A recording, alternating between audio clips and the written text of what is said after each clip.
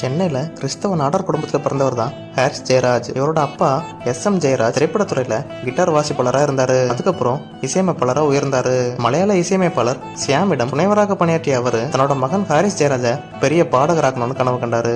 ஆனா சென்னை கிருஷ்ணசாமி மெட்ரிக் பள்ளியில படிச்சு வந்த ஹாரிஸ் ஜெயராஜுக்கு இசையில தான் பெரிய ஆர்வமா இருந்துச்சு. ஆனா அவரோட குரல் பாடகராகிறதுக்கு ஒத்துழைக்கல. ஹாரிஸ் ஜெயராஜ் ஜாய்ஸ்ங்கிற பெண்ணை கல்யாணமும் பண்ணாரு. உங்களுக்கு சாமுவேல் நிக்கோல்ஸ் என்ற மகனும் கேரன் நிகிதாங்கிற மகளும் இருக்காங்க. ஹாரிஸ் ஜெயராஜ் 1987 தன்னுடைய 12வது வயதிலேயே இசை பயணத்தை ஆரம்பிச்சாரு. கிட்டார் வாசிப்பாளராக ஆரம்பிச்சு அதுக்கப்புறம் கீபோர்டு போன்ற இசைக்கருவிகளை வாசிக்கவும் கற்றுக்கொண்டாரு. தமிழ், தெலுங்கு, இந்தி, மலையாளம்னு 25க்கும் மேற்பட்ட இசையமைப்பாளர்கள் கூட பணிபுரிஞ்சிருக்காரு. AR ரஹ்மான், மணி சர்மா, கார்த்திக் ராஜா, வித்யாசாகர் போன்ற பல இசையமைப்பாளர்கள் கூட வேலை செஞ்சிருக்காரு.